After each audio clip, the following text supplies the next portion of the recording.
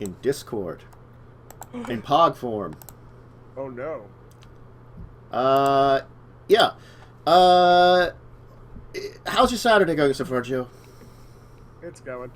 Yeah, I mean, Playing that's... a lot of Shadowrun Dragonfall. I mean, you have been doing a lot of Shadowrun Dragonfall, so I can't, like...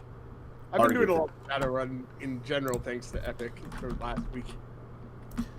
I mean, you know, having the entire game series free is something that'll get you to do a lot of that. I mean, I had the one that I'd gotten on big sale at one point. I just hadn't gotten to it. Yeah. Well, this one came with the director's cut for Dragonfall. Ooh, spiffy. Which I don't know what the difference is. But I don't either. But, yeah. So, you know, as usual, I went through what kind of all the massive amount of announcements here and came up with a docket of interesting topics. As soon as I start talking again, sirens in the background.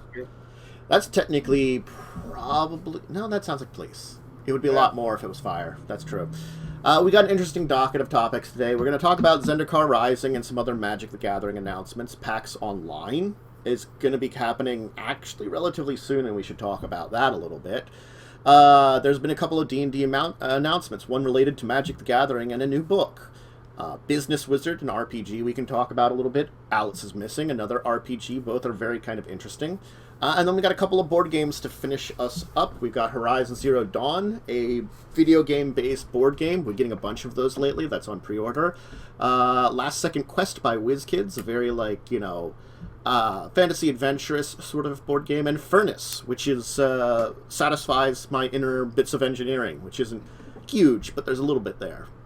And that's why I kind of thought it was an interesting topic. Let's start, of course, with Magic.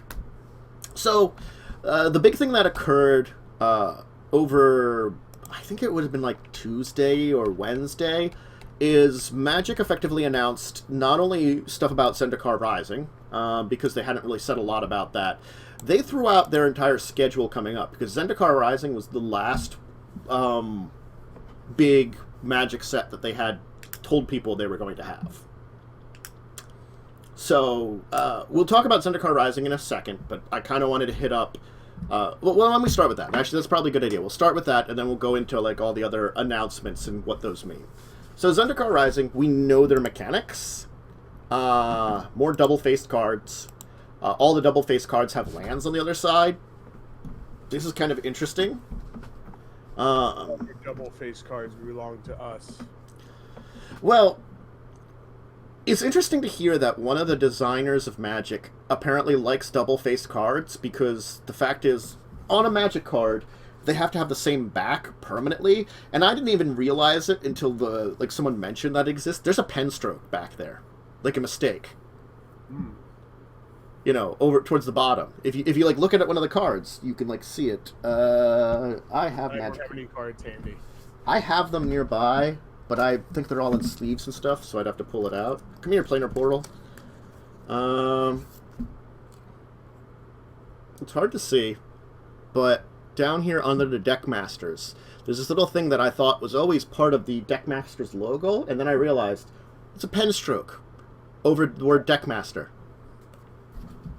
It really is.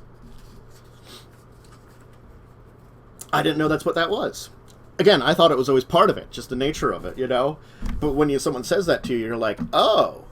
So I guess that's another reason that they preferred double-faced. And this is also supposed to help mana fixing. That you're going to have double-faced cards that can be mana, or rather than, like, specialty lands, which are more expensive, you can have, like... It's like some of them... Like, they're, like, one or the other land. And I'm like, there's been mana fixing in a lot of things. And, like, I think the other argument I kind of heard, because I did see some stuff on this with some Magic YouTubers. I was watching some stuff on this week. There's the ambulance. Like, it's nice that they're coming out with these double-faced cards of different lands that don't come into play tapped. That's the thing about it. Yeah. Because a lot of, like, tap for one or the other comes into play tapped often, especially, like... But these are rare! They're rare, and they aren't like mountains or forests or anything. They don't have the actual, like, they're not basic lands. It's just, I guess, mana fixing. Yeah, And I mean, they're rare also because probably the card on the other side of them.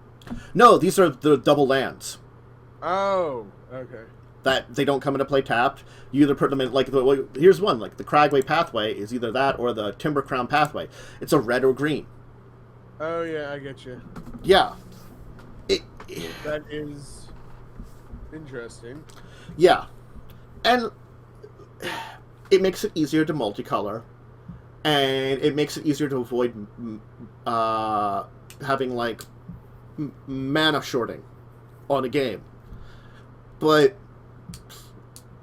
Yeah, I thought you were talking about the other double face.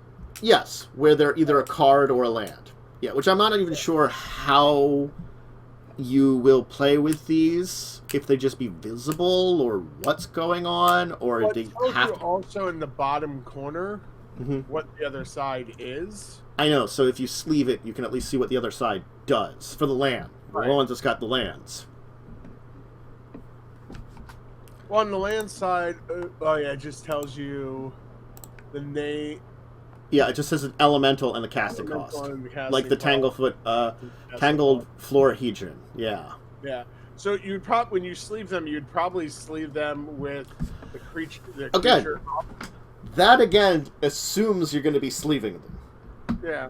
That, Well, you kind of have to for the double face cards. or you're going to have like things in them that are like what the Innistrad did, and have like little like extra cards that you mark what this is supposed to be. Yeah. It's extra work. It's extra work, and I'm not always a fan of that kind of thing. Like, it's an interesting mechanic. It's an interesting experiment. No. I don't know, like. That's always been the problem with double cards. Is, hey, it's cool, but if you're not sleeving, it's more of a pain. Yeah. So, other things about mechanics. Let's do the mechanics first. They have Party, which is effectively D&D. Which we'll talk about why they're doing it. It's if you have a cleric, warrior, rogue, or wizard, you get bonuses for having more of them, of those kind of groups. So if you have one of each, you get. Have one of each in your. Yes, you only need one of each, but if you have an example of each, you get bonuses. Yeah. Well, you can only have one of each, I think, too, in a party. Mm-hmm. So it's an interesting mechanic that if you have those, you get bonuses, and the only thing is now, like, there's a lot of creatures that have, like, cleric, warrior, rogue, or wizard that, like, it sometimes it feels a little bit like a stretch, but yeah, I think it's because they were been dipping on the D&D side into Magic that they wanted to do the reverse. Yeah, or they've been dipping into the Magic side on D&D, you mean, and now they want to dip into I mean, it's interesting. It's D&D inspired. I would like to see like how it would work if you're going to play it. Of course, Landfall and Kicker return. So like those are the big things. Those are the two things that are very Zendikar. Other things is like they have more of the expeditions, like the previous did, but they're doing them differently. They're not box toppers, rather than like 1 in a billion chance in a box. Like maybe you'll get 1, maybe you'll get 0, maybe you'll get lucky and get 2, things like that. Before how it was. Now it's you get 1 with a box. I mean that's probably more standardized, and at least you get one of these fancy expeditions. Cool. One of the things I will say is the alternate card, the variant style cards. Yeah. The artwork is, oh my god. Well, it's because they're taking like the full art that the person wrote, and because normally it's cropped down to the card, and that's why they can kind of like put it like as full art cards. Then it's nice that they can show up more. I'm just saying, even if you look at full art cards in the past, they're always really cool. But these are like really really well done images. And there's a couple alternate ones, like Lotus Cobra looks really neat now, and it's like alternate version. I think one of the really ones is Nahari, Heir of the Ancients. Yeah, where is she? Shadow of. Oh yeah, they have really cool versions of the Planeswalkers. Yeah, especially those two. Yeah, I mean that's what I'm saying is they really stepped up their game on these. Yeah, like the general has been getting better. This one's kind of sad because it's the exact same thing, pretty much. I'm gonna say that one. Out of the 3 Planeswalkers they've shown off, which all makes sense in showing up in Zendikar, the Jace ones, because it's pretty much a lot like its normal one, and it's kind of sad. I do like how they're being very creative with Planeswalkers this time. That's the thing I'm gonna say about it. All of them are incredibly creative, and I find that really neat. Like, Jace, he comes in with like a copy of himself that you can kick. If you kick, you get it, and he's effectively scries, and then he loses tokens for. Yeah, I'm trying to read it. Draw a card, reveal it, remove a number of loyalty counters. Yeah. Draw a card, reveal, remove a number of loyalty counters equal to the card's converted mana cost from Jace Mirror. Yeah. Yeah. So it's like you can draw an extra card with him, but it's based on his thing, how many coins he has. It doesn't look bad, but the extended art doesn't add a lot. No. But then if you look at Nissa is a landfall planeswalker. That's kind of cool, and I don't feel like any of their abilities are completely broken. It's like Nihir does damage equal to the equipment. She can search for equipment or create core tokens. Cool. Nissa, she gets landfall. Landfall gives her loyalty counters. That's great. That's awesome. Yeah, she can create she can turn a land into an elemental until end of turn. And the thing is that she can do is she can put creatures with a converted mana cost equal to or less than equal to the number of lands you control in the battlefield from your hand or graveyard for 2+1/+1 counters. And granted, it's easier for her to do that because of landfall and stuff, but it's still not. That's not so powerful. It's like you put one creature with 2+1/+1 counters either from hand or graveyard, and that you build up for occasionally. That's not bad. I mean, that's still a -5 ability, and she only comes with 4 counters originally. Yeah, but the fact is, she can get a lot of counters and stuff. I like. Well, yeah. I mean, you'd want to build up. You'd want to wait till you played at least 2 lands to be able either land or actually turn lands into elemental. But I think it's an interesting mechanic, and they do it very. It's like they're experimenting a little with planeswalkers, which I like because that makes them feel a little bit more interesting than just it builds up to something really big, which is maybe game winning.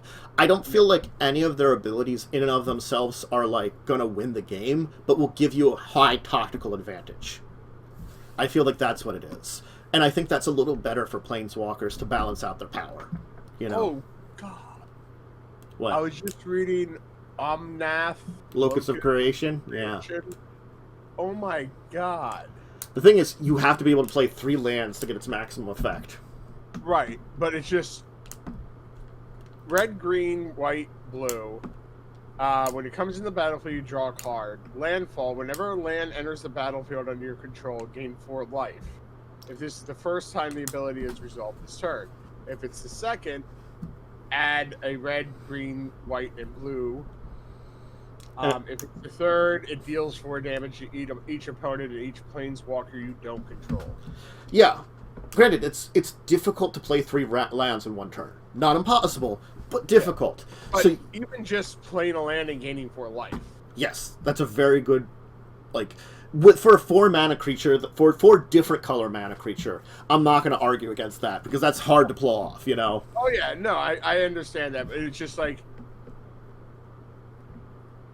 I think it's interesting the second time you get your mana back. And there's ways of probably getting it there's a lot of stuff to do that's very interesting with working on landfall and stuff here. There's definitely there's good things in this set. That's what I kind of have to say about it. The experiments that they're doing for new stuff, cool. The stuff they're bringing back are great. I like Kicker. I liked Landfall. I thought it was an interesting ability. You know, it's like stuff that comes to play when you land enters the battlefield. And I thought Kicker was always cool because it's just an extra cost for some more stuff. You know, it's like if you have the mana, it does this instead, and it's better. You know, it's modular stuff, which I think is like similar to modular lands that they're introducing. And you know, so I think they're doing a pretty good job at building everything for this set. It looks to the core. Yes, it's brought back the core. I mean, well, again, it's Zendikar, so of course you can have core. Core, and the Triton-like merfolk, and some other crazy... And vampires. But when I noticed core, it just made me think of our Thursday game, that's all. Yes. Yes, it does. So, I mean, like, this wasn't... Other than the stuff on Zendikar Rising, we know a lot of stuff what's coming out in 2021 now, too. Kaldheim, a plane that... I didn't realize because it's been such a long time since we played. It's one of the plane shift planes. Like the plane shift cards that they put out. One of the planes that they had showed like those cards for the... Or a plane chase, was it? Or Plane chase. Yeah, with the die. Yeah, plane chase. Yeah. One of the planes they've shown off in one of those, they're doing a set for it now. It's supposed to be Viking themed. Great. Cool. A School of Magic set, which apparently is supposed to be the best in the multiverse, meaning that there theoretically would have to be some kind of multiverse travel. Are they going to do planeswalkers? Are they going to have some other kind of travels, like some kind of portal that works nowadays? Who knows? There's questions for both these things. They're both very neat. The big thing is, instead of a core set next year, they're doing a Forgotten Realms D&D set. Dungeons & Dragons. I'm just curious as to what the hell that's going to look like. Now, it's Forgotten Realms, meaning there's a lot of, like, characters and stuff they can have. Is it going to be, like, a legendary set? There are only a few, like... Are they going to introduce, like, planeswalkers that are from Magic that are visiting? Or are they going to be, like... The wizards that have planar travel, are they going to call them planeswalkers? Because that's something supposedly even different, you know? Yeah. I could see either going... I mean... I feel like because of the nature... It's not like they haven't statted things somewhat that way. Like, when they were doing all the miniatures... Yeah. They statted them out kind of like that, so you could almost take those and turn them into Magic cards. Well, I'm not saying that part of it. I'm saying the part of, like, the Planeswalker idea, because you can't get away without a set without some kind of Planeswalker, even if it's a revisiting or new ones. Right. New ones would be weird, a little bit, because the aesthetic is kind of different. Yeah, it probably could. It's probably going to be like wizards or like real famous characters that they'll consider like. Well, like Mordekainen is technically in multiple planes, and he's weird, so maybe you could assume like Mordekainen, or I forget the other one. There's another one that's just kind of weirdly magic-y.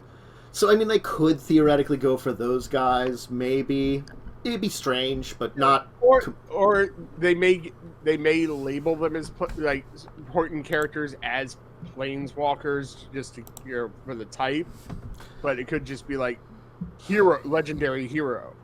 I don't know. I don't know. There's a lot we can. There's a lot I'm curious as to how they're going to do that, because like translating something into D&D or into any role-playing game is technically a lot easier, because you can just use the lore and come up with rules that seem to fit along with it. You know, it's. Confining something that it's in a unique own rule set to something else that already has a rule set. Like when you adapt something to a role-playing game, either the rules of D&D are incredibly simple. That's the thing about 5th edition. It's very simple rules. The rules of Magic are incredibly complex. So I don't know. It's interesting. I'm curious as to more about how they're going to be doing with it, and definitely how they're going to go about it. They've also announced a set of dual releases that are coming out at the exact same time that are technically 2 different sets at once, which is, I think, going to be interesting. Innistrad Werewolves and Innistrad Vampires. Okay. Well, it could be like, I guess they're kind of thinking werewolf versus vampire. Well, apparently, like, the tagline is there's a wedding in the future. So maybe a vampire and a werewolf are getting married, and shit's hitting... we're not going there. No. And this is causing shit to hit the fan. No. I think that's what they said. Uh-huh. I mean, werewolf vampires are cool. I know where this is going. No. Do you know what this is going? Do you really? Yes, are you sure? Horrible franchise.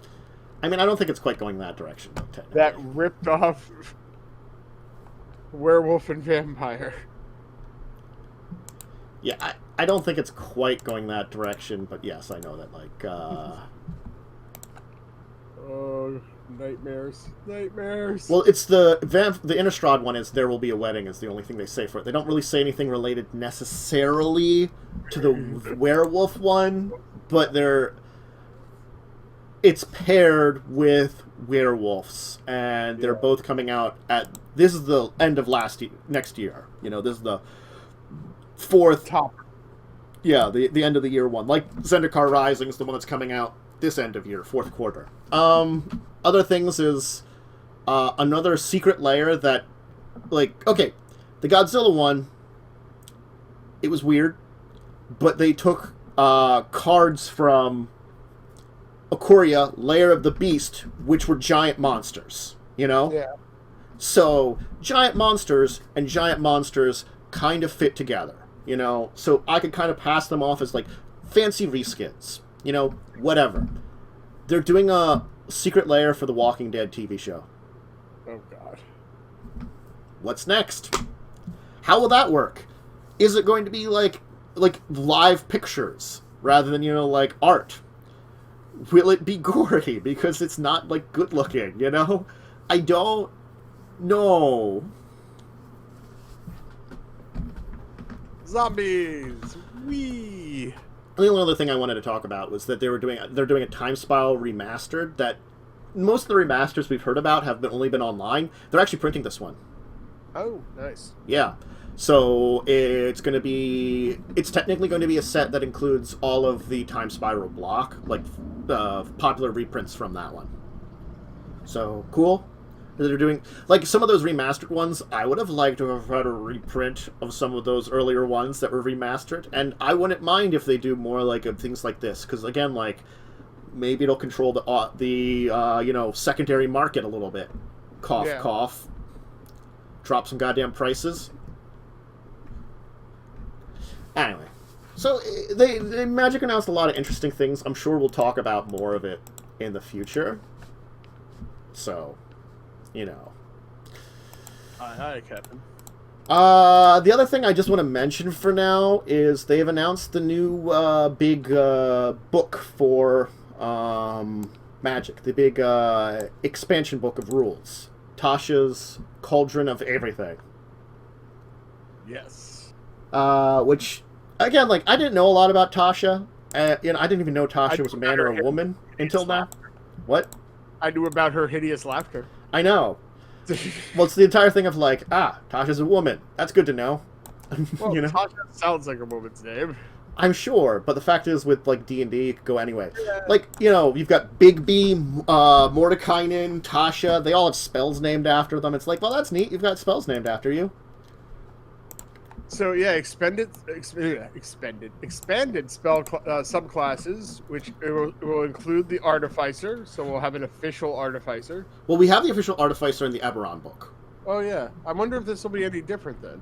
No, I think it's a subclass option, so it's more subclass options for Artificer. What I think there's going to be is a bunch of the subclasses that they've been testing out in probably Unearthed Arcana put together here. Maybe one or two that they didn't put out into Unearthed Arcana, because they seem to do that. They don't put all of them out in Unearthed Arcana. I think what they do is ones that they know will work, they put in. Ones that they think they need to test and, like, look into, they put it in Unearthed Arcana. More character options, class features, feats, modifying racial traits. That's kind of neat. Group patrons. I think that's interesting. You can be part of a crime group, work for an ancient dragon or something like that, and get perks for it.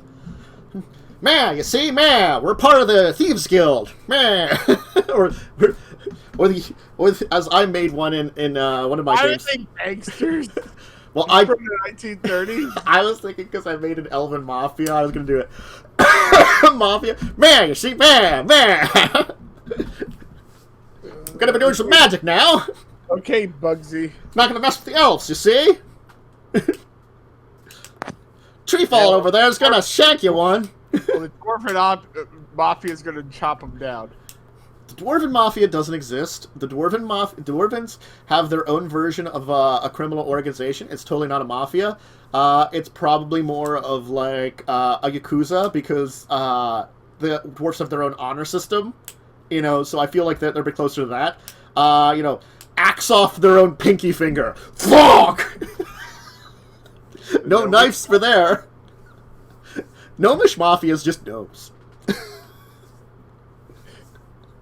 Anyway, spells, artifacts, magic tattoos, some special expanded rules for things like environments, natural hazards, parlaying with monsters. And puzzles. And puzzles, yeah.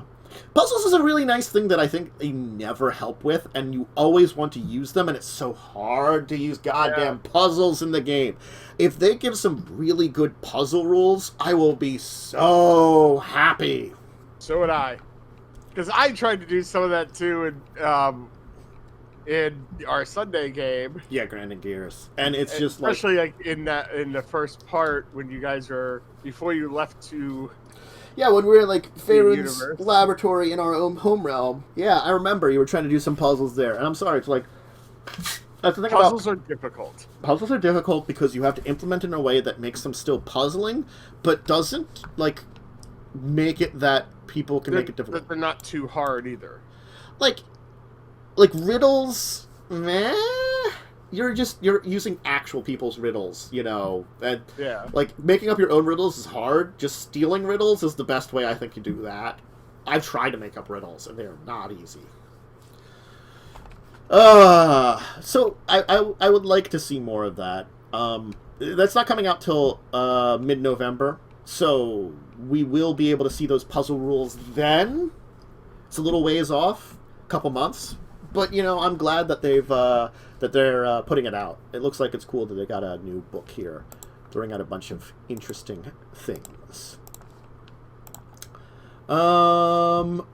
We should talk about PAX Online. I rolled into D&D because of Magic. But PAX Online is something we should talk on before we go into more RPGs. So that's coming up 12th to the 20th. It is an entire week is the only thing. Because it is online. Well, the last online... Didn't they do an online one earlier this year or no? Not for PAX. They did Gen Con and stuff. And Gen Con was more than the normal days, but it wasn't like... I was just thinking that I think a lot of the online ones they've done a little bit longer, at least. Yes, they've done longer. This, I think, is the longest I've seen because it's technically 8 days. And it starts in 6 days... Yeah, 6 days from now is when they say. Yeah, 6 days, 23 hours, it's a week. Minutes. It's a week. They're starting. They're going from a Saturday to, or is that a Sunday? Actually, I think they're going from a Friday. If it's 6 days, I think it's like Friday. 8 days. It's 8 days. Or technically that would be 9 days actually. 23 12, hours, 13, 14, 15, 16, 17, 18, 19, 20. That's 9 days. It's a 9-day convention. The 12th is a Saturday. You're right. So yeah, Saturday to the second Sunday from there. Yeah. It is 9 days. Yeah. That's a long convention. Yeah. But I feel like they're trying to show off it's PAX West. It would have been video games, it would have been tabletop, it would have been a lot of stuff, and they're trying to show it all off. Oh, I can drop this. And their online schedule is up. Yeah. I tried to put in because they did send me something about, like, you know, their version of Media Pass, but I forgot to, it got lost in my emails, so I sent it in a little late, so I don't know if, like, right around there, I think it was supposed to be their checkoff, I'm not sure, so I don't know if I'll get that technically. It's hard to tell, you know. I did get a message that sounded like my email was in their system, but that was just me getting lost in the email shuffle. Unfortunately, again, I'm a little better at the email shuffle, but like, they didn't send me out that very long ago. Like, that was the thing. They sent it out to me like only a few weeks ago, and it didn't have a lot of time. So it's sort of like, I didn't realize they would have something like that at PAX Online. You know, I guess it would be like you, like, it gives you in contact with people and things like that. So, I mean, it's a little bit of the same kind of crap for being like a content creator coming on one of these places. Just a little bit more like, it's online. I wonder how because they're advertising they're going to be doing playable games. I'm wondering how they're doing that. I'm going to guess it's sort of like Gen Con, that they're going to set up stuff in various ways, you know? But I don't know. It's going to be interesting. It's a long time. You know, that's what it is. It's like, it's 9 days. And that is probably the longest event that I've heard about so far. I am definitely going to interested to see how it's going to go. That's for sure. Again, where we have, like, no announcements on the stuff coming up. We just have, like, for Unplugged, it's November. Yeah, that's 75 days to go, but they haven't even opened registration yet. I would expect for them to say something between, like, maybe 60 to 45 days in, if they're going to cancel it or something. Or they're going to have late registration or something like that. You know, 2 months out, maybe then I can expect it. That's kind of where I'm going to say that they're probably going to make some kind of big decision at that point in time. Yeah, I mean, we're rapidly approaching 2 months out.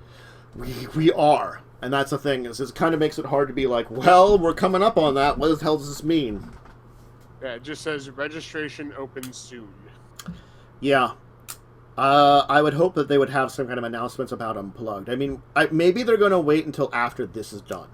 You know, that's the thing I can say about it. Before making a decision. So it might not be... It might be the week that I'm on vacation. Oh, yeah. I probably should throw that to Discord and Twitter. I'll be on vacation 20th to 27th. So anything that week is totally canceled. I will have internet, but not great internet, because I'll be on data. So we won't have our Thursday game that week. No, and we wouldn't have Grinding Gears. I might be back in time for the one on the 27th, I think. Because that's evening, and usually I'm home by then, you know, for how the schedule goes. 23rd through the 27th. I said 20 to 27th. Oh, 20 to 27th. Oh, God. Sunday to Sunday. Okay, yeah. It's normal cabin, you know?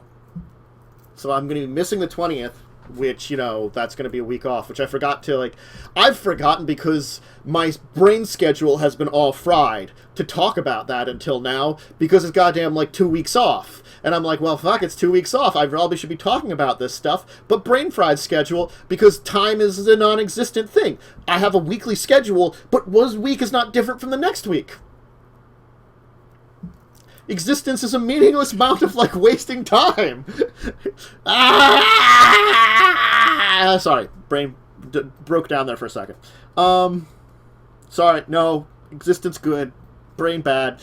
Anyway, yes. So I would probably be back on the 27th in time, because it's at 7 o'clock at night. And, you know, if I'm delayed a bit, probably starting like 15, 20 minutes later shouldn't be a problem. But, you know, judging a normal schedule for those type of days, I usually am back by then anyway, because we don't leave that late in the morning. Yeah.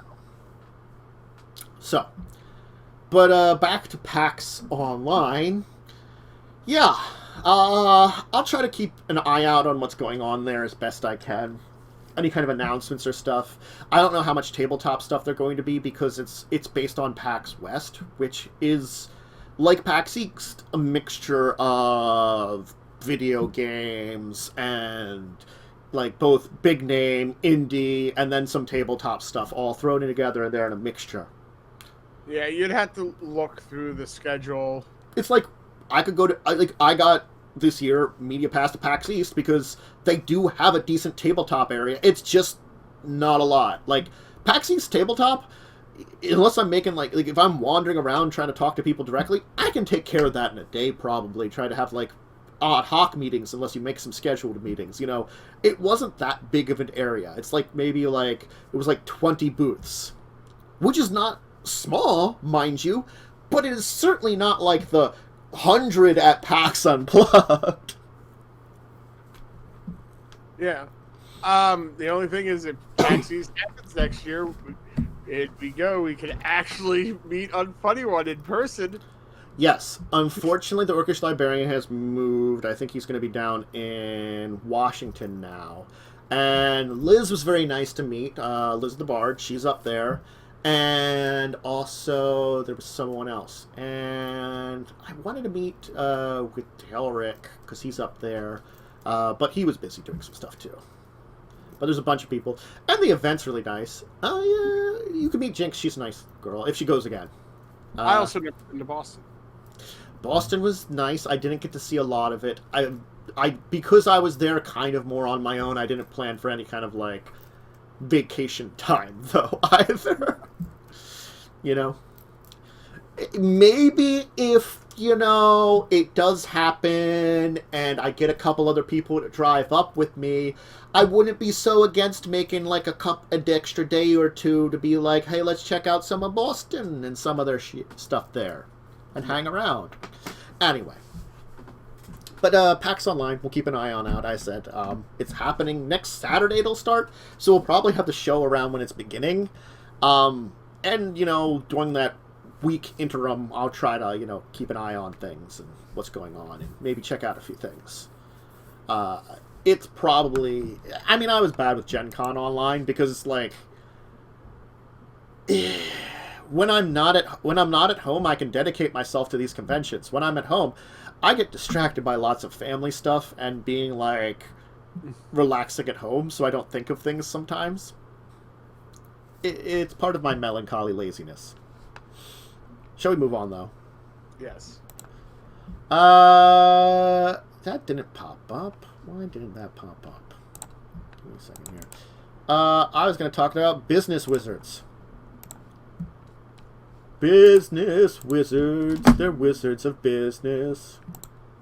In the veins of Kobolds Ate My Baby. Yeah, it's a great thing to be in vain of. I mean, like, you say that and you're like, well, that's a thing to be in the vein of. It tastes like baby.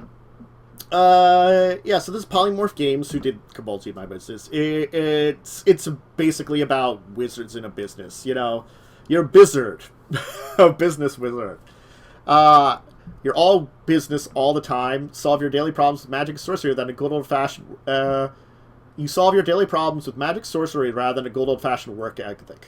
You can attend staff meetings with an actual staffs, get mad at the mimic copier, chat around the gelatinous cube cooler, and summon coffee. I mean, like... And much more. I kind of like the idea of the gelatinous cube cooler.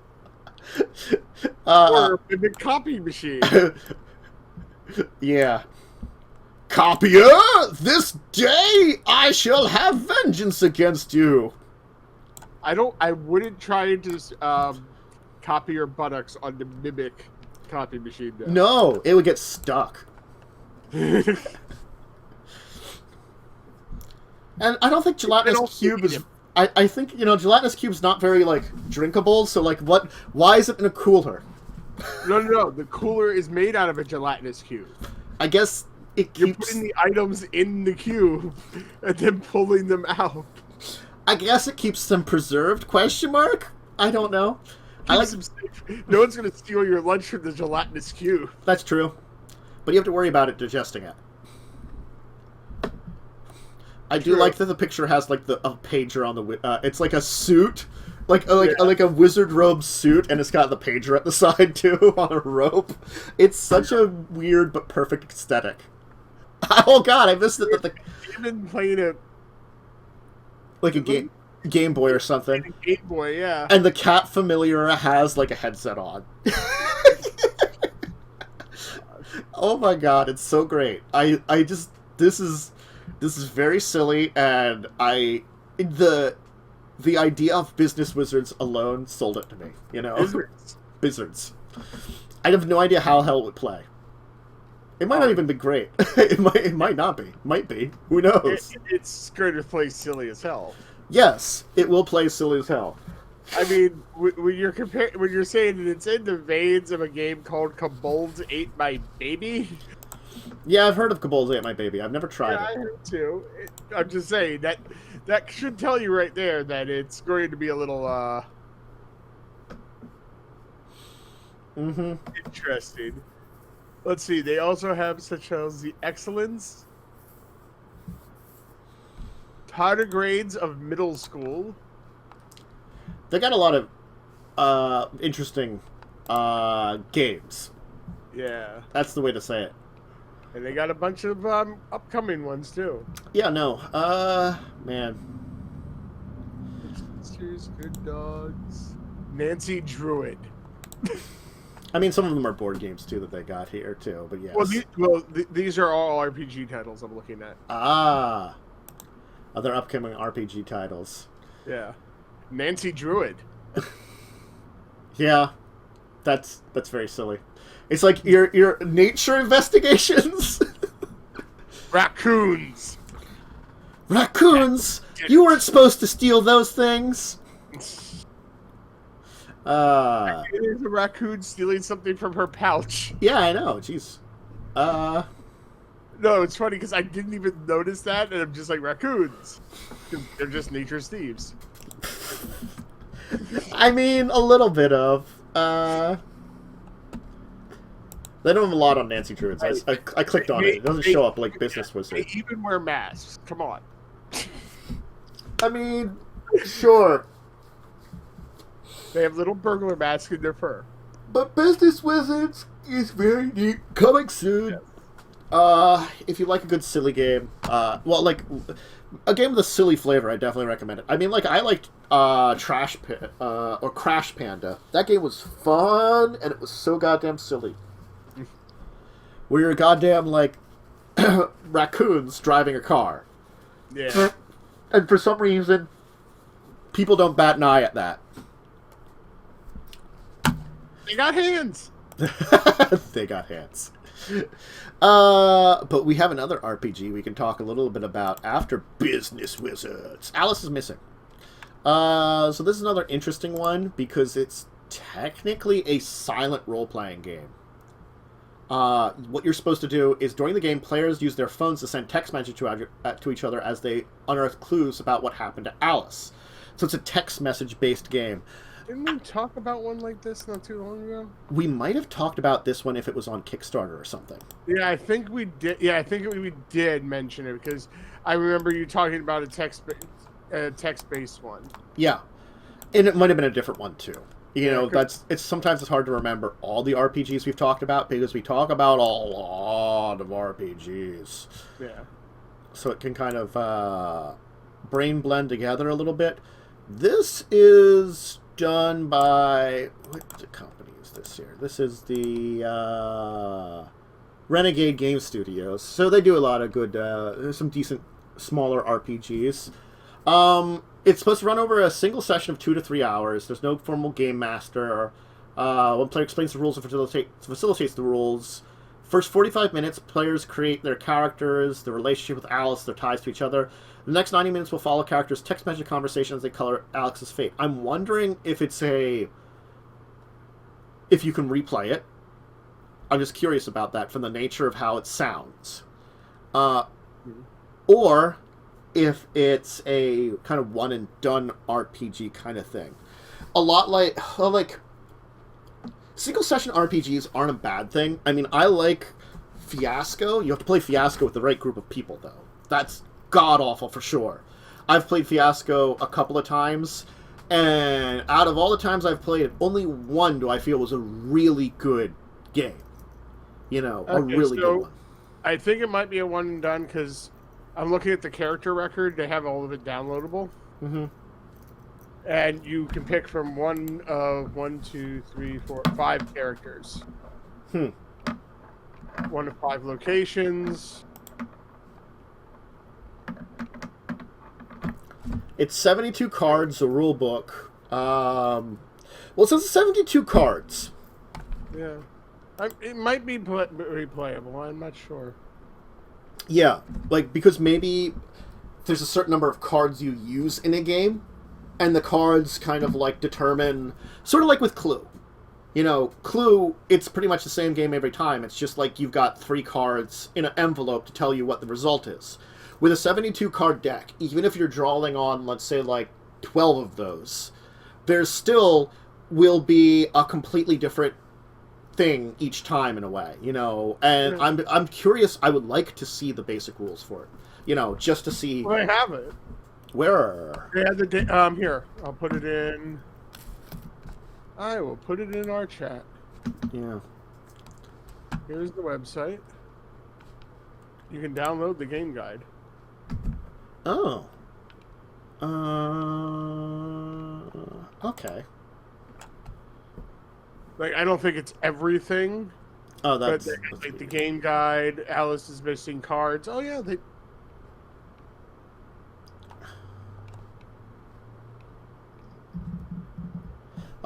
Use the bullet points of the game guide to help retrospect your session on track. Character sheets, missing posters, Alice is missing cards. I don't know. I'm because they don't have the full PDF. The thing is, they have a Roll20 version. Yeah, that's kind of neat. Resources to help kickstart your Alice's missing session. Roll20 guide and Discord template. But they got the card. But they don't have the full PDF. Yeah. Yeah. The guide just has some basic information. Yeah, well, yeah, you have to. I think you can get the PDF, but I think you have to probably buy that. Yeah, it's $11.99 for the full PDF. Yeah, again, like they have like basic information you can at least look through. It's coming in December, so maybe in December we could know more about it if we're really curious. Like, it seems like an interesting idea. Definitely, interesting concept of an entire like. A silent RPG, and one that's a one-session one, but like there's definitely a little bit to it that makes me like curious. Again, it's like some of the board games that we kind of like talk about occasionally. That's like, well, how much are you actually getting out of this entire thing? You know, how much replayability is it? Like a legacy game tends to be like you play through the legacy adventure, hopefully you get enough hours out of it, and then it's done. And that's not always great. People who did Altered Carbon. Yes, they do Altered Carbon too. That's Renegade. Yeah, they do a bunch of different role-playing games. So, it's good stock. Renegade does some decent RPGs. But, you want to move on then for now, though? We do have a couple more topics to hit up on before the end of the day. Alice is Missing is another interesting one to think about. If it's in your wheelhouse and you think you'd have a fun time with it, again, I can't guarantee that you'd have more than one session at this point in time. Maybe it's something to revisit at some point in time. You know, who knows when it officially comes out, and we might know a little bit more. Right. If not, whatever. But, you know, it's something to think about and consider if you're thinking. But we have a couple of board games to talk about. Out of all the board games that came out, I try to find ones that were relatively interesting. First off, Horizon Zero Dawn, the board game. People really like the Dark Souls board game. This one, it's about some people that fight robot dinosaurs. So, I mean, like, they kind of wanted on that one on me. Robot dinosaurs. Robot dinosaurs. Yes, and I think it's apropos because I think they're having a second one coming out for PlayStation. Is it 5 now, the new one? Oh, God. I've lost track. Yes, because 4 is the one that's currently out. Yes, so 5 is the one that's coming out. Since I stopped getting consoles around the end of 3, it doesn't help. Yeah, well, for me anymore, it's just like, I have a computer. Why should I basically buy another computer every so many years that just does games when I can have a full computer that'll last multiple years, longer than the consoles, and can get games on that? They don't have Robot T-Rex. They have, like, Robot crab and robot other stuff, and like, you know, I guess it's more than robot dinosaurs. It's supposed to be robot everything, pretty much, a lot of, but still. The thing is, it's $100 for this. It's on pre-order. It's coming out next month. It's a semi-cooperative board game for 1 to 4 players as you work as a hunting party, defeat the machines for glory. You discover, trade resources, upgrade your equipment. So it's a lot of what, like, you know, the game is in a way. Part of the game, at least, I think. I think there's an actual storyline. This is, like, I guess, the hunting robot mechanical beasts part of it. Yeah. The miniatures look very nice, from what I can see. Oh, yeah, they're very well done. They're not full color, but... Any game that has miniatures tends to be more expensive. I'm going to give you that one. Whether or not this has enough miniatures to be $100 price point, I don't know. I mean, it's not a lot, but at the same time, they're really intricate miniatures. No, I'll give you that one, definitely. Yeah. Yeah, no. I don't know. See, like, I thought the game was neat, but I never got a PlayStation 4, so I wouldn't have played it. And it hasn't come up on any other system. So I don't think it is or going to. So, like, it's one of those games that's like, oh, that's a neat-looking game. You know? As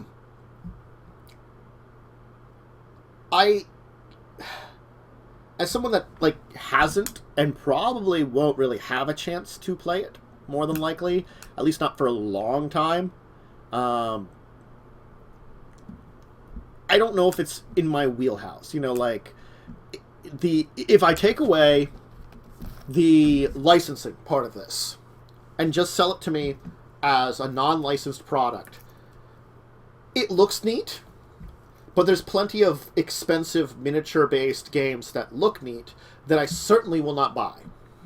You know, and I think that's what, like, I guess if you're a fan of the game, then sure, this is, like, in your wheelhouse, kind of like the Dark Souls game.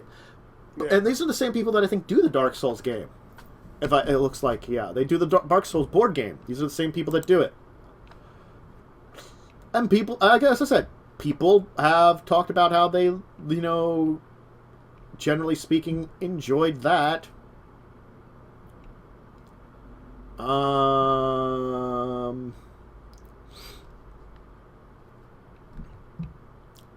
don't see, like, the... But, yeah. What was I going to say there? I got distracted talking about, for a second, the Dark Souls board game. I don't know what you were going to say, Tim. Yeah, I know. My, like, brain just stopped for a second. It was like, you were going to talk about something, but then I'm, like, just like, no, not anymore. Sorry. But yeah, like, okay, so it's a good group of people, I think, that are doing it. They've done some other good video games / licensed games. I don't know much else what they do, but still.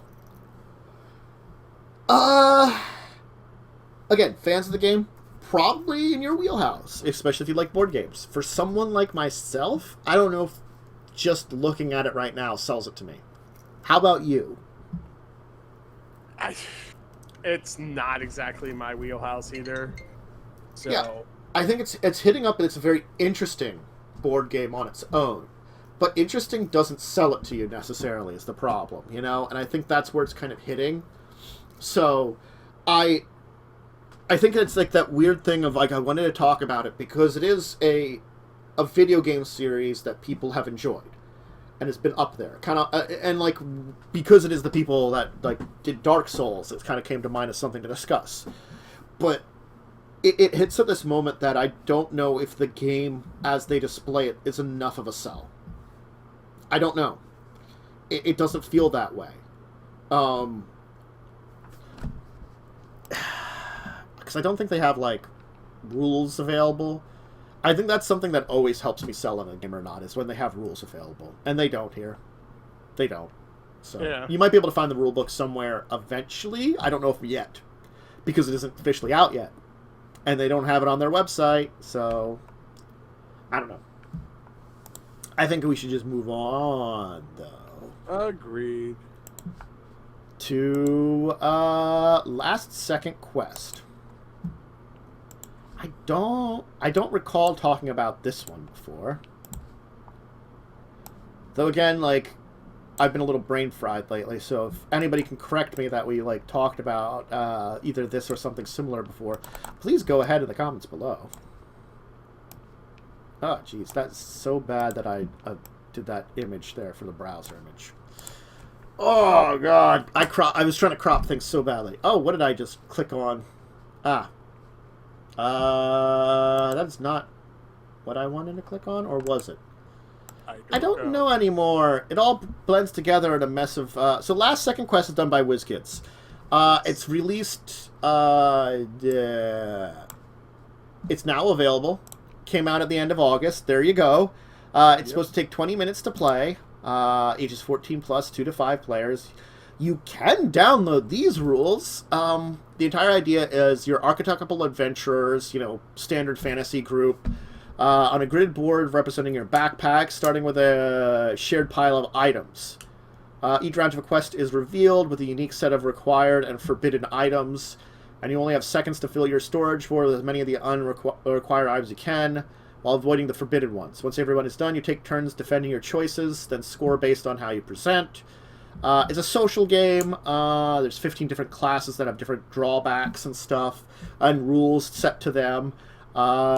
It's 60 double-sided item tiles, meaning there's 120 different items total that you can kind of fit in your bags or saddlebags. So yeah, 28 quest cards, the double-sided tycoons, 15 adventure cards, 4 ready-to-go cards, 10 double-sided storage mats, 5 locked tokens, $35 for this game. It looks cool. It does seem neat. The idea of, like, you're trying to, like, figure out, you're trying to, like, assemble yourself for quests, and, like, you need these kind of items. These would be helpful. And then the idea of, like, defending yourself. And I like how, like, the items, if you take, like, an actual, like, look at them, because they're double-sided. Like pizza there. Yeah, they've got shapes to them.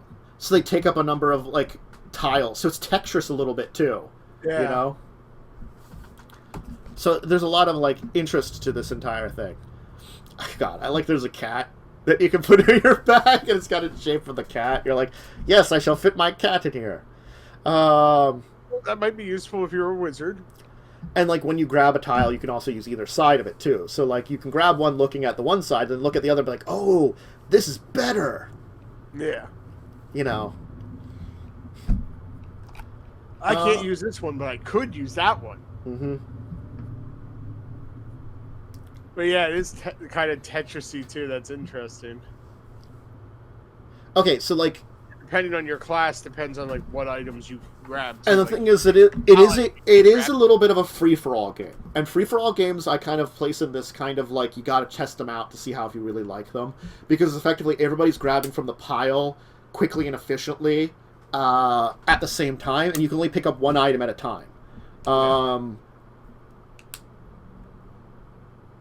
Okay, all players simultaneously search the pile for items and place them in storage. Searching must be done with one hand. Only one item can be kept in hand. Items taken can be put back in the pile or placed in the storage mat. But once placed in the storage mat, they cannot be moved or discarded. So it's sort of like you can pick up an item, look at it, decide if you want it, put it back, and pick something else up. But the fact is, it's like you're all kind of like reaching in and trying to get all these, like, out of all these 60 tiles, you're trying to find the ones that you think are best, Yeah, and you're trying to fit them on your board. Yeah, and if you place something illegally by accident, because it's wherever you place it, it's removed then later on. So you have to make sure you place it correctly and try to, like, assemble your board.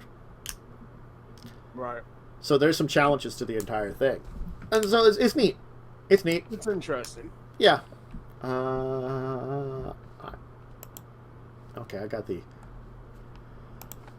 and it's available now, Wizkids do some really great games. So, I mean, like, I've never been horribly disappointed in anything Wizkids does, really. They do a really good job in all the things they do, so. Yeah, no, agreed. And, let's head to that last game I wanted us to talk about today. I actually have to run for a second, so I'm going to let you talk about that one for a minute. I will set up the image. I'll be right back. Yep. As I give the basic overlay of the game. then while Joe is off. So let's throw out this browser image for everyone to see. Boop. Look at that. That's a nice looking game. We are online, aren't we? I'm going to check to see how Twitch is working here. It could just be a quiet day over on the Twitch front. Yeah, it says we're live. So we're fine. Probably. Probably not on fire. Well, we'll go back to Furnace. Yeah, I'm going to take a drink here. So it's 30 to 60 minutes. 2 to 4 players, 12 plus. Oh, they board. That's really neat. But on the site for the game, they have their link to the board game thing too. They're like, yeah, you might want to see this for reviews and stuff. So it's an engine building Euro game. We're 19th century capitalists building industrial corporations. It's fine. Take as much as can as they purchase companies, extract resources, and process them in possible combinations. There's 4 rounds. Each round has 2 phases: action and production. So this game is a lot complex, more complex than you thought. Wow.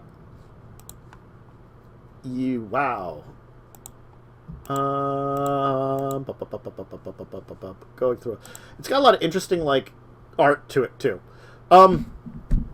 Anyway, action phase, you take, has 4 discs with values 1 to 4. You bid in a common row. Players take turns placing one of their discs on cards. They don't have any discs left. No disc of the same value on one. There's rules of it and stuff like that. There's a production phase where you build thing. When the 4th round is over, the player with the most money tokens win.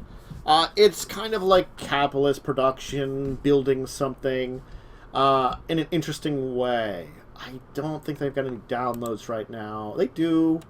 The rules in English. Okay, cool. A single page overview. That's neat. I got some nice photos of stuff of the board game. Overview of it. In production phase, you manage your own cards, gaining resources, process and resources, money, upgrade cards, etc., etc. I mean, it's a relatively simple game overall. 1-page rules. That's all there is to it. No, I'm sorry. No, that's 1 page for the overview. 8 pages the normal rules. There's 5 of the capitalist cards, which I guess are your player cards. Out of 2 to 4 players, so you're going to be playing with 1 if your maximum number of players. Company card anatomy. There's a lot to it that you kind of have to get into, of like building, constructing, capitalizing, industrializing. 2-player games are their own variant, and you're just earning money building your machine. Because they actually do have, like, your building stuff, furnaces and things.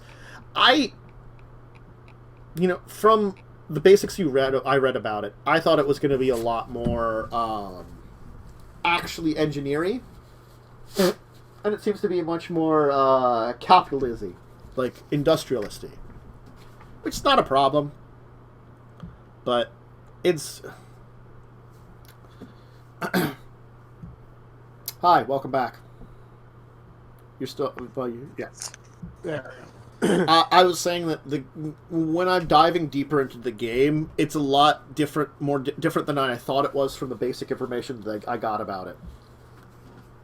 It's not bad, but it's more like you're building an industrial machine, like not an actual machine, like, it's more industry based. Like you're building like your factory and processing materials in it to earn money kind of thing, Right. But everybody's their own industrial. So there is a kind of side to it that's kind of engineering based, because it is that kind of like industrial revolution kind of thing. But it's the idea that there's an entire, like, you gain capitals and you process them in various ways and kind of set up your factories in order to maximize the cards that you've had. So there is, like, a little bit of that, but not as much as, like, actually designing and building, like, strange engines and stuff, using...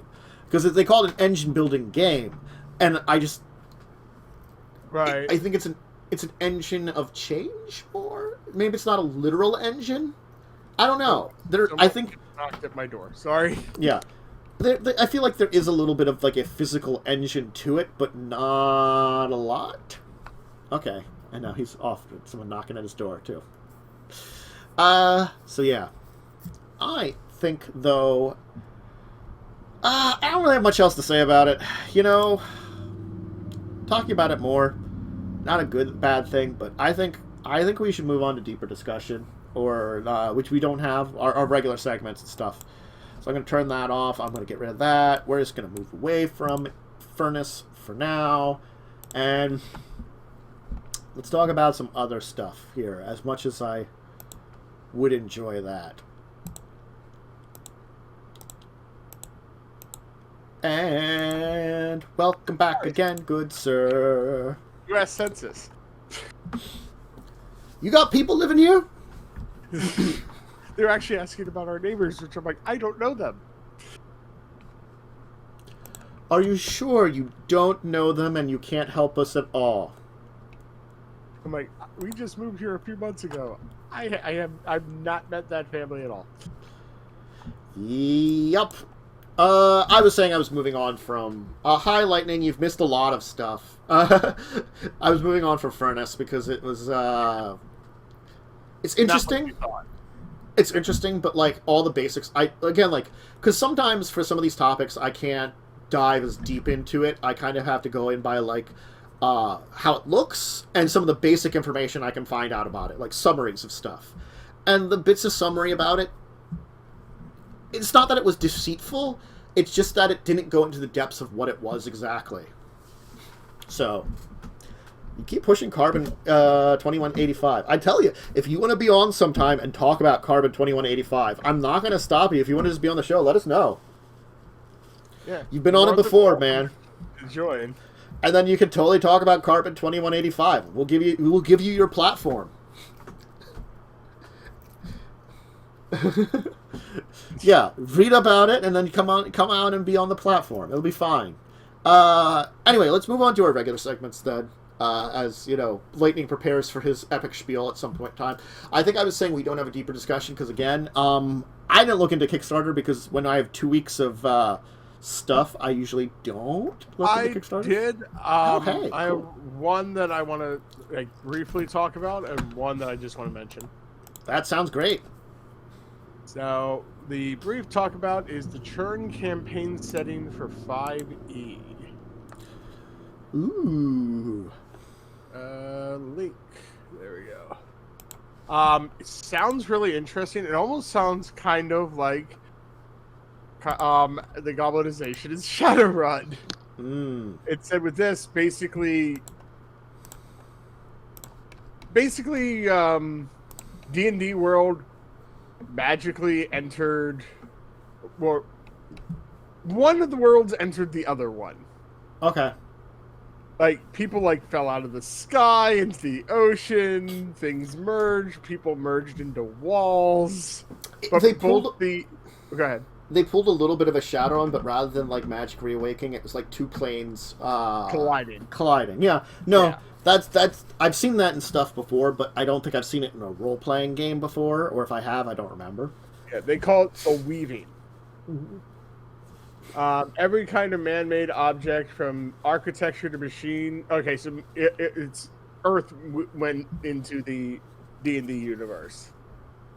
The machine embedded across the planet, littering the Churn's landscape with Earth technologies.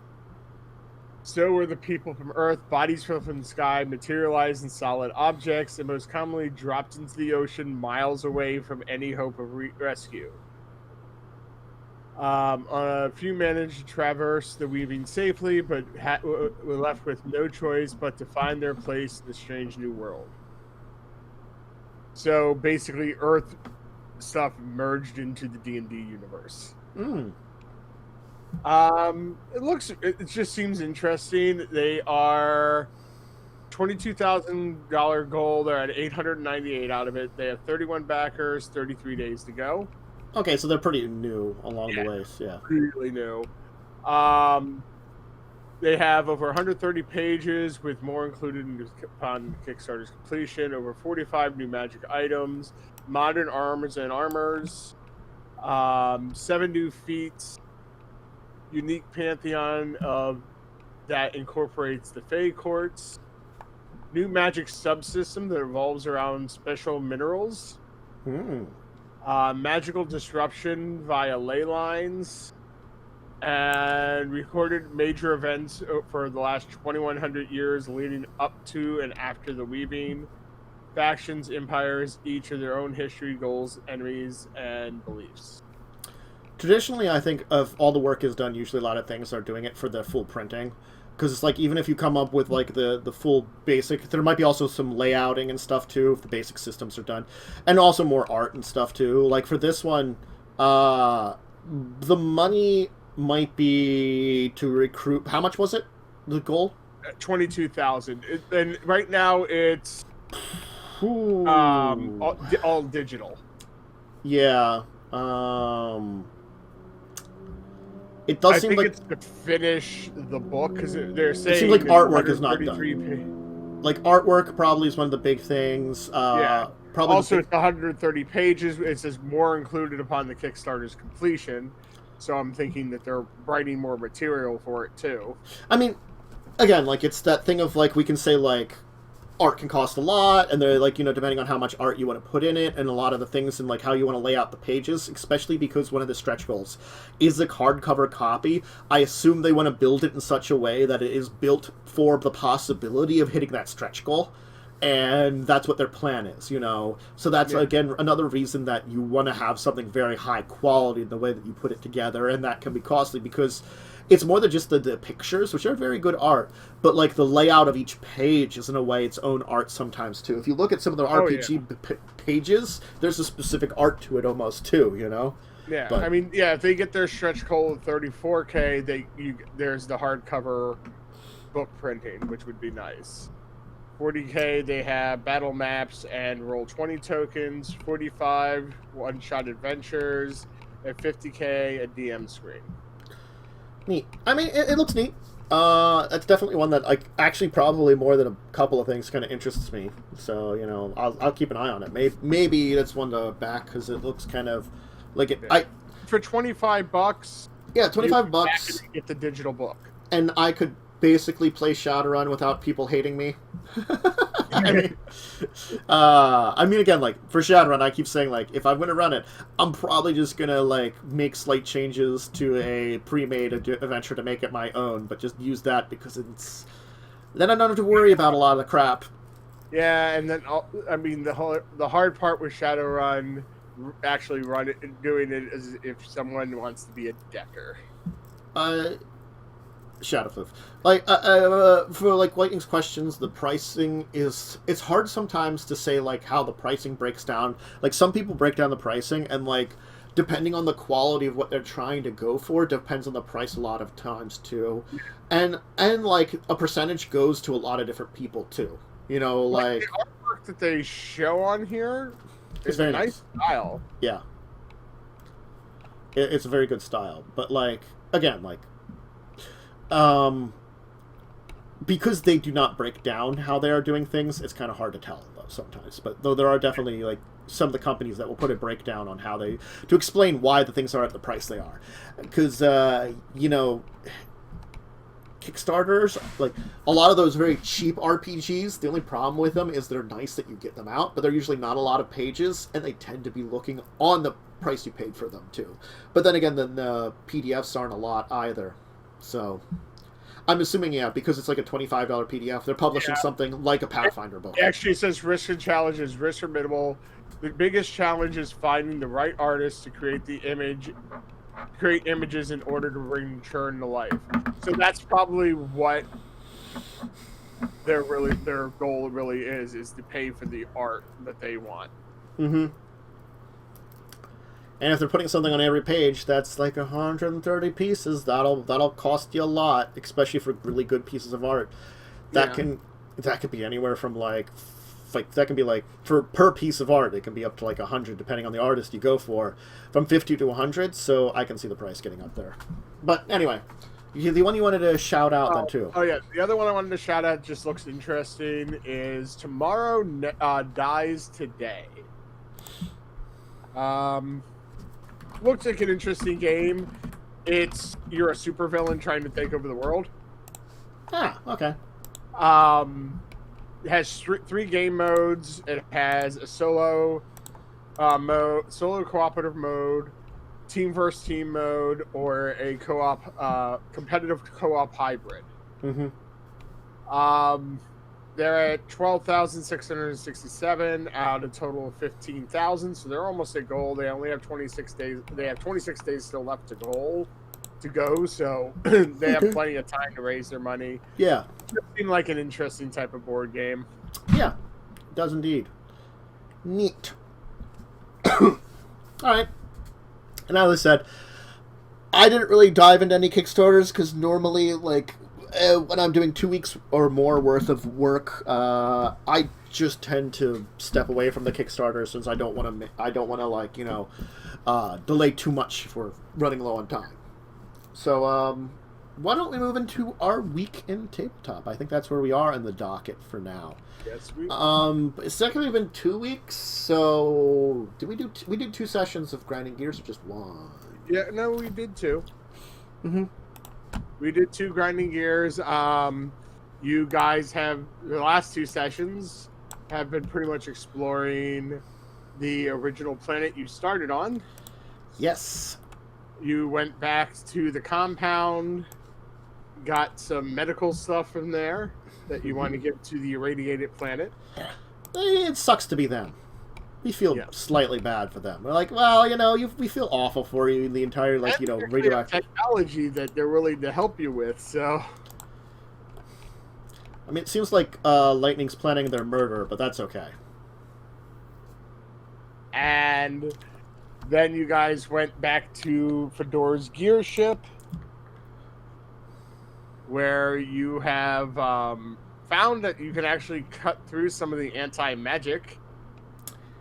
Yeah, that's neat. And probably helpful. Yes. And just had a minor fight with some larvae. Yeah. I might fight something. You guys completely blew up. I mean, they had, no hit points. Oh, yeah. So, they didn't even get a hit in, no. But they are larvae. Yeah, they didn't seem much of a challenge, overall. Yeah. They probably could have hit us. I think they just got unlucky, too. It's the hard thing of, they didn't have a great chance, and then they also got unlucky. Oh, yeah. But, you guys fought them, and you're not sure what else is up, what these things evolve into, but you're probably going to find out. Well, I mean, we already know that there's something more awful down here. Oh, yeah, but you're not sure what they evolve into. You just know the larva stage so far. They're gross. Just tell them they're gross. But that's been what's going on in Grinding Gears. You guys will probably finish up the area and head back to the irradiated planet. Fun. Fun on a bun. Yep.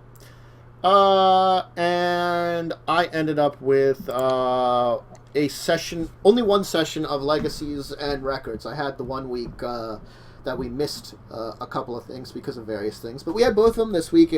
In Records, they continue their adventures in Kozakura, which is effectively, in the Toral version of Japan, it's technically split in 2, and that's one of the 2 countries. They met with some effectively local Yakuza, met with an in guy in the one company that's supposed to have the item they're looking for, and learned that's possible in 2 locations. One location is in one of the big cities and is highly guarded. The other one is in a rural place in a forest, but it's on an island a little farther away. Unknown what kind of security or anything is there. They don't know which it is in, because they know it is not on display, and their contact is one of, the minor members of the family. So, yeah. So we'll see where they go with that one. And in Legacies, they finally got to Korea while it was in lockdown. So that's where they are in time frame. They're in March of this year. So think about what's going on in March in Korea. It's under severe lockdown, and they're trying to sneak around and do vampire-y stuff during that time. Here's the question: can vampires get corona? Vampires can get any disease. They're carriers. Great. So you're gonna have them infecting the world. I mean, they're carriers, so I mean, they're much as they infect things as much as anything else does. That's the only thing is that, like, freaking one of them had rabies. He ate rats, but he had rabies. The freaking Nosferatu did. Samuel. That was one of his problems. He's like, yeah, I got rabies. It's okay. I don't bite people. I give him rabies. I'm like, yeah. And the only thing is he doesn't spread to rats because he keeps eating them. They have like half a blood point. Every time he gets one, it's dead.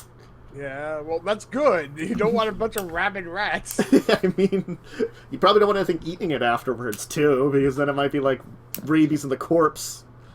So those were those. And then I had, I don't know if I had 1 or 2 sessions, but yes, on the... Well, we did have on Mondays... I can't forget I had an off-stream game where I'm doing Pathfinder 2nd Edition, where we're exploring an old fortress, and I'm a lizard folk bard, and that's enough to say about it.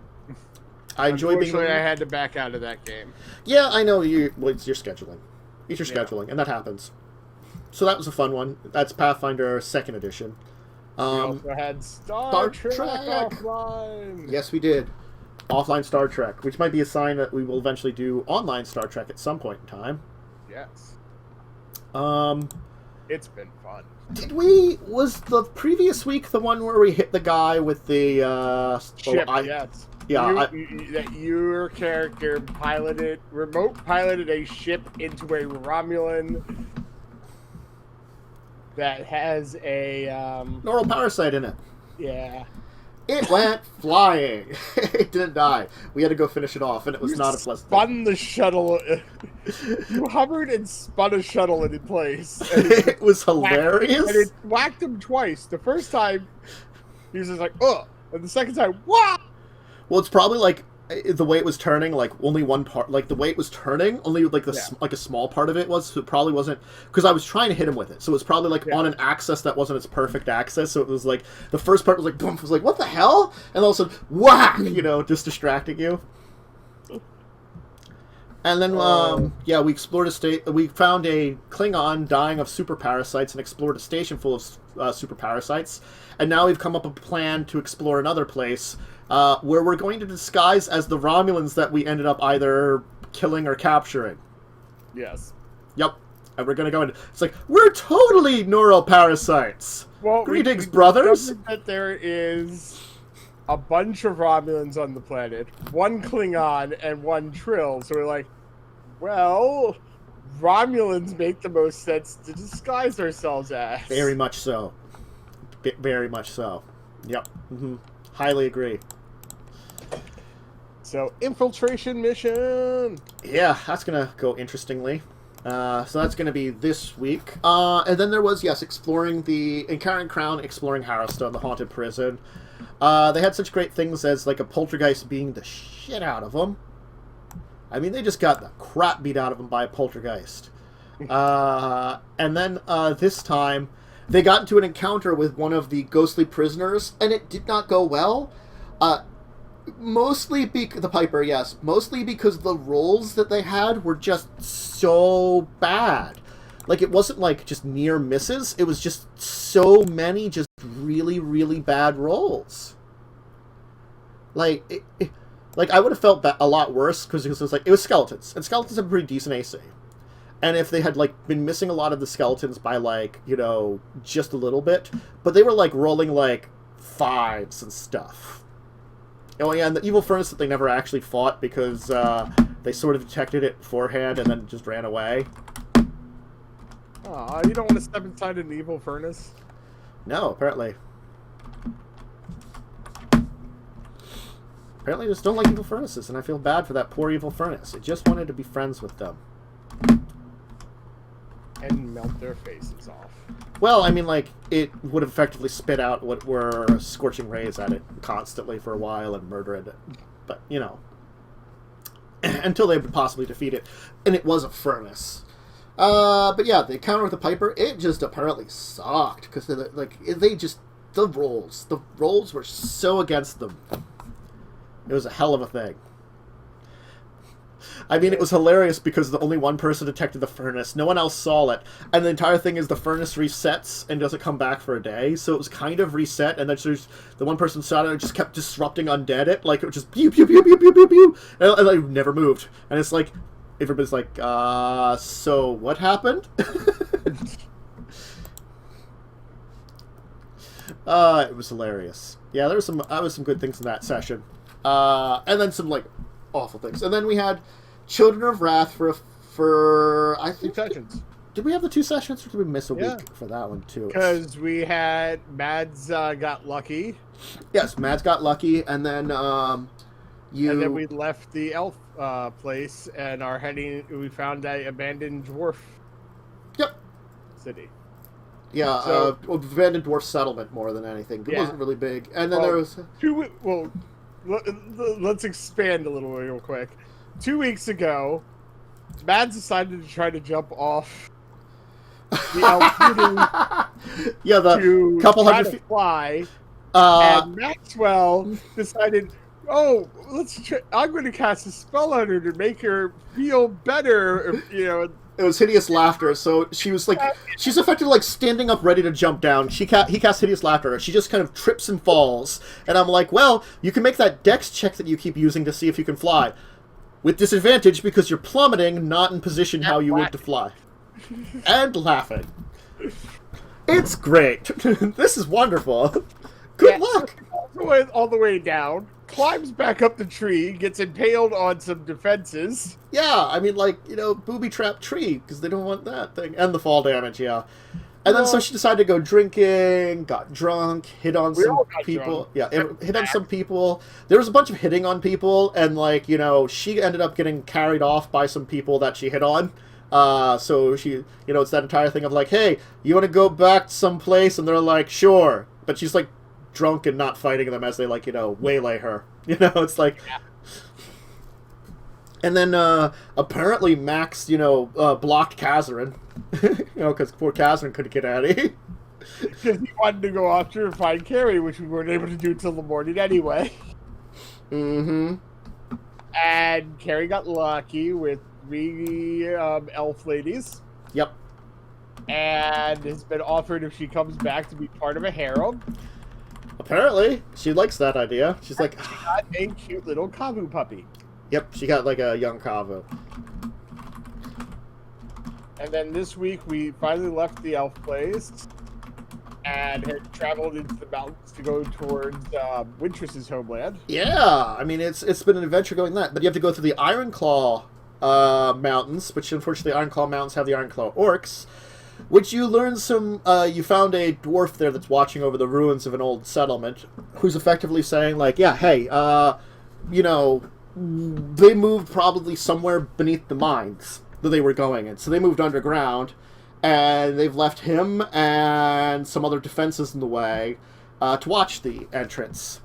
It probably doesn't sound like a very great position to be in, but he's there, Yeah.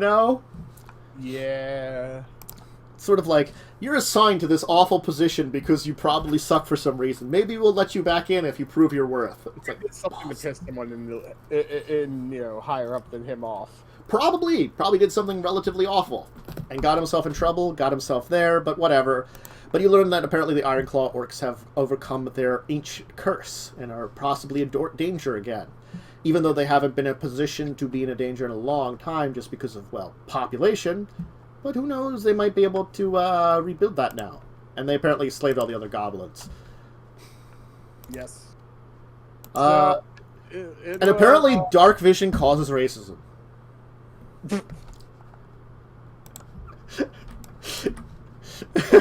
Okay. Well, I mean, like, dark vision. I'm not racist. Well, remember the dwarf saw Kazarin and assumed made a lot of assumptions because, again, like, Kazarin looks very different than other goblins, mostly because they have different coloring. He also thought we were all orcs, which is like, none of us look orcish.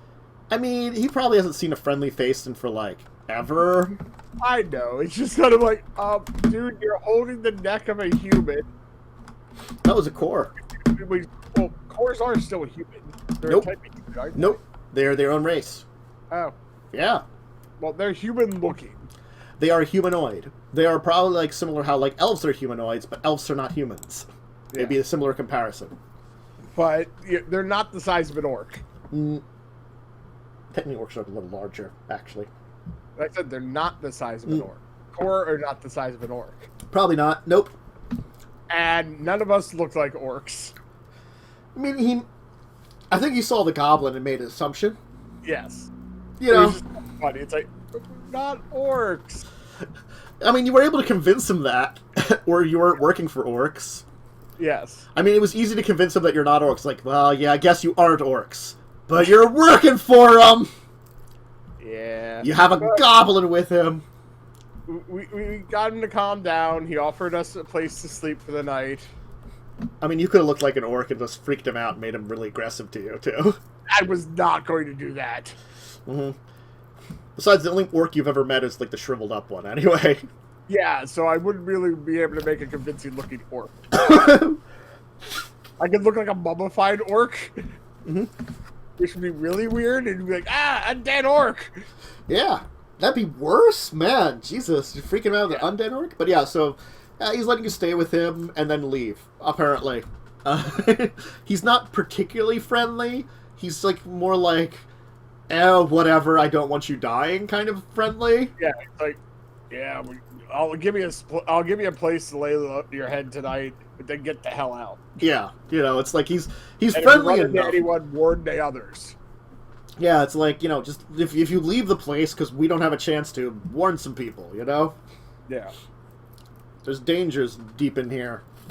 So yeah, that was an interesting one with him. I think that was all the games, because it's what, that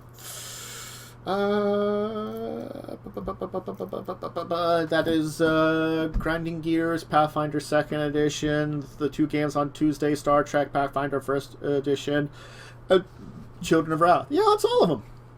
Jesus, I do a lot during a week. Yeah. I know I do. That catches us up in everything. Mm-hmm. Other than Ask the Table. Yeah, because we probably have some things that you might want to ask us. But if you don't right now, you can, of course, later on ask us questions in various locations. We can be contacted through Discord. That's probably the easiest way to reach either of us. Down below is my link to my Discord, which upon that Discord, you can find me. Joe's under the list of players. You can throw it together in that chat. You can message me directly on Twitter at tjacobin at jwseeker81 for Joe. You can message us at us or message us directly. The direct message should be opening. I don't check Twitter a lot, but unless you direct, I do respond to actual direct messages. I just don't get a lot of those much anymore. Maybe because I don't do a lot on Twitter, except for like occasionally checking things. I should do more again. I should get back to being social again. I don't know. Social. I'm barely social on Discord. But anyway, yeah. So, discussing tabletop at yahoo.com if you're looking to email us. If you are checking this out on when it eventually comes up on YouTube, you can put it in the description below. If you're with us live on Twitch, you can throw it together in the chat. Either here and now, if you're with us, or, you know, if you just have to stop by, you can like throw a question up and check us out either on the video when it's up on Twitch later on or up on YouTube and see the answer to it at that point in time. Another thing I was going to suggest is because there's always a lot of tabletop suggestions out there. If there's ever a topic of the week that you thought would be very interesting for us to check out that we might miss, you can always throw it together in one of those places too and be like, hey, you know, this is coming out, this RPG is coming out, this board game that looks interesting is coming out, and we'll take it under advisement. Because again, like, I have to go through a lot of stuff and make choices, and usually I only, like, look for, like, 6 or 7 topics at most. And so we miss a lot out there that's really cool things, I'm sure of it. So, like, if you guys find something out there ever, like, during a week on a Friday, or very early on a Saturday, just throw us a suggestion, something like, Discord, as I said, Twitter, great ways of saying like, hey, this came out, why don't you check it out? I might have already found it, I might not have, we're open to talking about some cool stuff that you find out there, too. I think that's everything. That usually hits up the end of our docket here. Ask the Tabletop kind of ends it. So I guess we can get going for today. Hey, everyone out there, God, why did I drop 6 frames? 6 frames. That's like so like that's just like a spit like in your face. You know, I'm like checking OBS now, and it's like, yeah, you know, you dropped 6 measly frames. But anyway, I just looked over there and saw that. It's just like, it's such an insult. God damn it. Yeah. We're going to head out then. We should theoretically be next week. We probably won't be talking about a lot about PAX Online at that point in time because it'll just be starting. But we will be only missing one show with my time off. On the 19th, I will be having the show theoretically. So we'll have it'll be National Talk Like a Pirate Day, and we'll be able to talk like a pirate and have the show before I go on my vacation. Yeah. So I probably have to throw in all my game chats that I'll be on break the 20th to the 27th. So, like, you know, I probably should let people know that in my games, too. Just saying. Anyway, regardless, though, have a great rest of your Saturday, great rest of your weekend. Hopefully you can join us for Grinding Gears tomorrow. If not, you know, join us for something during the week, which we kind of have already told you about all the stuff. And or join us next week, same time, same place, 2 p.m.